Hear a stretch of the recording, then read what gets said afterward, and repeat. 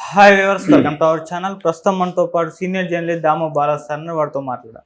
నమస్కారం సార్. నమస్తే sir, India కూటమిలోకి Jagan గారు చేరే అవకాశాలు కనిపిస్తున్నాయని కొంతమంది విశ్లేషకులు అభిప్రాయపెడుతున్నారు సార్. మరి అంటే షర్మిల గారు మధ్యవర్తిగా పనిచేశారని కూడా అంటున్నారు. ఆ పాసిబిలిటీ ఉందంటారా సార్? ఉండే అవకాశం అయితే ఉంది. ఎందుకంటే ఆల్రెడీ జగన్ బీజేపీ పట్ల కొంత కోపంగా ఉన్నాడని అంటున్నారు. ఎందుకంటే బీజేపీ ఈ ఎన్నికల్లో జగన్ని దెబ్బకొట్టడానికి ఎక్కువ ట్రై చేసింది. సో చంద్రబాబు కోరుకున్న విధంగా బీజేపీ ప్రవర్తించింది. దాన్ని బట్టే ఎలక్షన్ కమిషన్ కూడా మ్యాక్సిమం తెలుగుదేశానికి కూటమికి అనుకూలంగానే ప్రవర్తించిందని మనం మొన్న కూడా చెప్పుకున్నాం. చాలా విషయాల్లో క్లియర్గా ఎలక్షన్ కమిషన్ తెలుగుదేశం కూటమికి అనుకూలంగా నిర్ణయాలు తీసుకునింది. వాళ్ళకి నచ్చిన విధంగా అధికారులను మార్చేసి పురంధేశ్వరి ఎవరెవరినైతే అధికారులను మార్చమని ఆ ప్లేస్లో ఎవరినెవరిని చెప్పిందో పెట్టమని అదేవిధంగా ఎలక్షన్ కమిషన్ చేసింది. సో డీజీపీని మార్చారు, విజయవాడ ఆయన కమిషన్ మార్చాడు, తర్వాత ఇంటెలిజెన్స్ డీజీని మార్చారు, దాదాపు 6 జిల్లాల్లో ఎస్పీలు మార్చారు, కలెక్టర్లు మార్చారు. చివరి నిమిషంలో కూడా అంటే ముందు రోజు నైట్ కూడా చాలామంది పోలీస్ అధికారులను మార్చేశారు. సో దీనివల్ల అనేక చోట్ల టీడీపీ రిగ్గింగ్ చేసుకునిందనేది వైసీపీ వాళ్ళు ఆరోపిస్తున్నారు. సో అట్లాగే మనకి వీళ్ళ గొడవలు మాత్రం వీడియోలోకి వచ్చాయి, పిన్నెల్లి లాంటివి. ఇటుపక్క తెలుగుదేశం చేసింది మాత్రం ఎక్కడ రాలేదు. అట్లాగే చాలా బూతుల్లో పోలీసుల్ని వైసీపీ డామినెంట్గా ఉన్న ఏరియాలో ఏమో పోలీసులు లేరు, తెలుగుదేశం డామినెంట్గా ఉన్న ఏరియాలో ఏమో పోలీసులు ఉన్నారు. సో అది కూడా ప్లాన్డ్గానే చంద్రబాబు చెప్పినట్టే జరిగింది. అట్లాగే చివరికి పోస్టల్ బ్యాలెట్ విషయంలో కూడా చంద్రబాబు అనుకూలంగానే ఈసీ నిర్ణయాలు తీసుకుంది. దాని మీద వైసీపీ వాళ్ళు కోర్టుకు వెళ్ళారు. ఈరోజు 6 గంటలకి కోర్టు తీర్పు ఇచ్చే అవకాశం ఉంది దాని మీద. అంటే క్లియర్గా ప్రతి విషయంలో కూడా బీజేపీ కూటమికి అనుకూలంగానే ప్రవర్తించింది. బిగినింగ్లో జగన్ వైపు ఉన్నట్టుగా కనిపించింది, కానీ మెల్లమెల్లగా వాళ్ళు ఒక్కొక్క ఫేజ్ ఎన్నికలు జరిగే కొద్దీ వాళ్ళకి నమ్మకం పోతుంది. మనమే ఇండిపెండెంట్గా గవర్నమెంట్ ఫామ్ చేయలేము అన్న వాళ్ళకి అభిప్రాయం బీజేపీకి వచ్చింది. దానివల్ల చంద్రబాబు అవసరం ఉంది మనకనేది వాళ్ళు గుర్తించారు. ఇక్కడ జగన్ చంద్రబాబు అన్నప్పుడు మనం చంద్రబాబు వైపు వెళ్ళాలి. ఎందుకంటే జగన్ కూటమిలో చేరడు, రేపొద్దున కూటమి అంటే ఎన్డీఏలో, జగన్ ఎన్డీఏలో చేరనప్పుడు మనకి ఎన్డీఏలో చేరిన చంద్రబాబుకు సపోర్ట్ చేయకపోతే మనకి ఇక్కడ ఎక్కువ సీట్లు రాకపోతే రేపు సెంట్రల్లో ఇబ్బంది అవుతుంది. జగన్కి రేపు సీట్లు వచ్చినా మనకి ఇస్తాడో లేదో తెలియదు. ఎందుకంటే టఫ్ సిచ్యువేషన్ వస్తే కూటమి వైపే జగన్ వెళ్ళే అవకాశం ఉంది అన్న ఒక అభిప్రాయం బీజేపీలో వచ్చింది. దీనికి కారణం ఏంటంటే జగన్ ముందు నుంచి కూడా లాస్ట్ ఎన్నికల్లో కూడా ఏం చెప్పాడంటే ప్రత్యేక హోదా ఎవరు ఇస్తానంటే వాళ్ళకి నేను మద్దతు ఇస్తానని చెప్పాడు. ఆల్రెడీ రాహుల్ గాంధీ ప్రత్యేక హోదా మీద నేను మొదటి సంతకం చేస్తానని కూడా హామీ ఇచ్చాడు. సో రేపొద్దున ఇండియా కూటమి అధికారంలోకి వస్తే ప్రత్యేక హోదా ఇస్తామని వాళ్ళు అనౌన్స్ చేయొచ్చు. ఇస్తామని అనౌన్స్ చేసినప్పుడు జగన్ వాళ్ళకే సపోర్ట్ చేయొచ్చు ప్రత్యేక హోదా కోసం. సో ఇవన్నీ దృష్టిలో పెట్టుకొని బీజేపీ క్లియర్గా చంద్రబాబుకి సపోర్ట్ చేసింది. ఆ మేరకు జగన్ వైసీపీ నష్టపోయింది. చాలా చోట్ల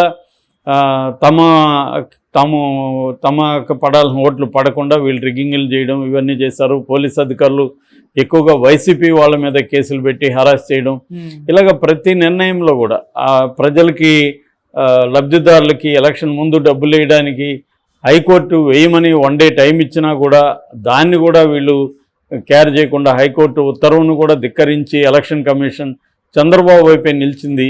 అది అందరికీ తెలుసు. సో ఒక్క సిఎస్ని తప్ప అందరినీ మార్చేశారు. సిఎస్ని మార్చకపోయినా సిఎస్ వైసీపీ తరఫున పనిచేసింది కూడా ఏమీ లేదు అక్కడ. ఎందుకంటే సిఎస్ను కూడా వీళ్ళే కంట్రోల్ చేశారు. సొంత నిర్ణయాలు తీసుకునే పరిస్థితి ఏమీ లేదు. ఊరికే తెలుగుదేశం మీడియా గగ్గోలు పెడుతుంది తప్ప నిజంగా సిఎస్ చేసింది ఏంటి? వైసీపీకి అనుకూలంగా ఏం చేస్తాడు ఆయన? ఏమి చేయలేదు. ఎలక్షన్ కమిషన్ ఏం చెప్తే అదే చేయాల్సి వచ్చింది సిఎస్. సో వీళ్ళు ఏంటంటే ఇంకా మాకు సరిపోలేదు అన్న బాధలో ఉండరు తప్ప అదర్వైజ్ ఎలక్షన్ కమిషన్ మీద కూటమికి పెద్ద కంప్లైంట్స్ లేవు, కానీ వీళ్ళు విపరీతంగా కంప్లైంట్స్ ఉన్నాయి వైసీపీకి. దీన్ని బట్టి క్లియర్గా మనకి కూటమి తరపునే ఈసీ పనిచేసిందనే విషయం అర్థమవుతుంది. దానివల్ల జగన్ కొంత కోపంగానే ఉన్నాడు. అంటే మనం ఇన్ని రోజులు చేసినా కూడా వీళ్ళు చివరికి నాకు యాంటీగానే పనిచేస్తారు, ఇలాంటి వాళ్ళని మనం నమ్మకూడదు అనే విషయం జగన్ కూడా వచ్చినట్టుగా తెలుస్తుంది. పైగా రాజకీయాల్లో ఏంటంటే ఎవరైనా కూడా నిర్ణయాలు అనేవి ఎప్పటికప్పుడు మారిపోతుంటాయి. గతంలో నువ్వు ఫ్రెండ్ కాబట్టి మళ్ళీ నువ్వు ఫ్రెండ్గా ఉండాల్సిన అవసరం ఏమి ఉండదు. సో అది అవసరం ఉంటే నీతో ఉంటారు, లేకపోతే లేదు ఇక్కడ. సో అందుకని రేపు జగన్ కూడా ఇద్దరి మధ్య టైప్ వచ్చి అక్కడ ఇండియా కూటమి ఎన్డీఏ కూటమి మధ్య అధికారంలో టైప్ వచ్చి జగన్ అవసరం ఏర్పడింది అనుకో. ఫర్ ఎగ్జాంపుల్ జగన్కి ఏ 10-12 సీట్లు వచ్చినా కూడా ఇండియా కూటమికి కూడా ఆ 10-12 చాలా అవసరం. ఎందుకంటే వాళ్ళు ఇప్పుడు ఈ బయట ఉన్న వాళ్ళని లాగేసుకోవడానికి ట్రై చేస్తారు. ఆల్రెడీ ఇంకొక వార్త ఏమనిపిస్తుందంటే ఎప్పుడైతే బీజేపీకి సొంత మెజార్టీ రాదు, అంటే 272 సీట్స్ రావాలి మ్యాజిక్ ఫిగర్, అది రాదని అందరూ అంటున్నారు.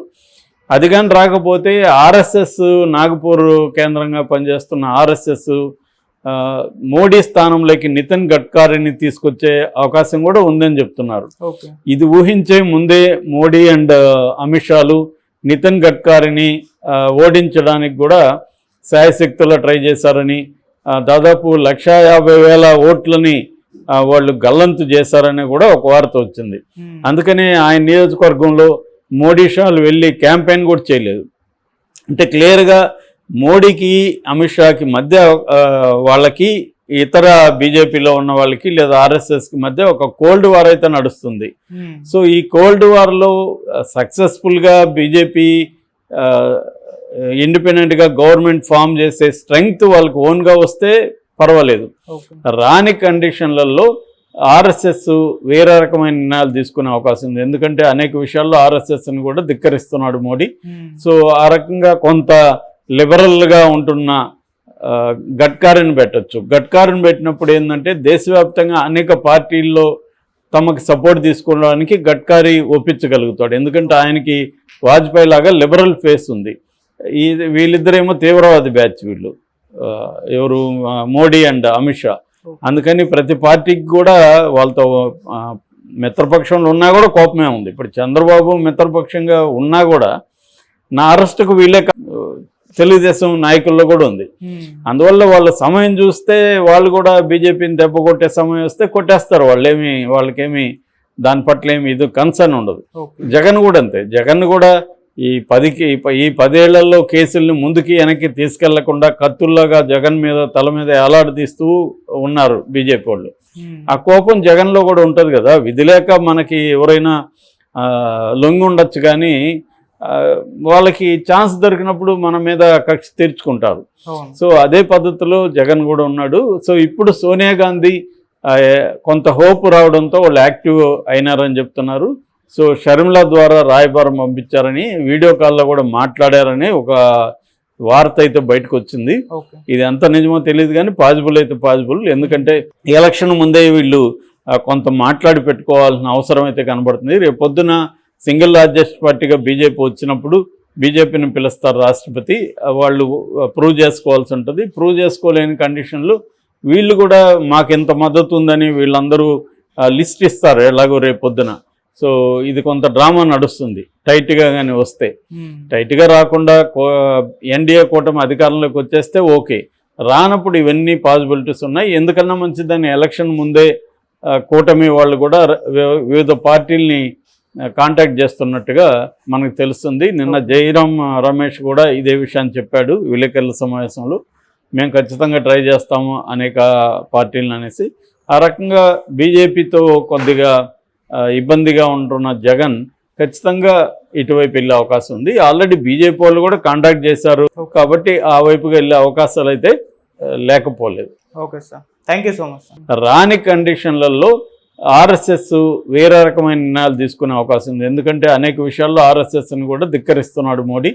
సో ఆ రకంగా కొంత లిబరల్గా ఉంటున్న గడ్కరీని పెట్టచ్చు. గడ్కరీని పెట్టినప్పుడు ఏంటంటే దేశవ్యాప్తంగా అనేక పార్టీల్లో తమకు సపోర్ట్ తీసుకోవడానికి గడ్కరీ ఒప్పించగలుగుతాడు. ఎందుకంటే ఆయనకి వాజ్పేయి లాగా లిబరల్ ఫేస్ ఉంది. వీళ్ళిద్దరేమో తీవ్రవాది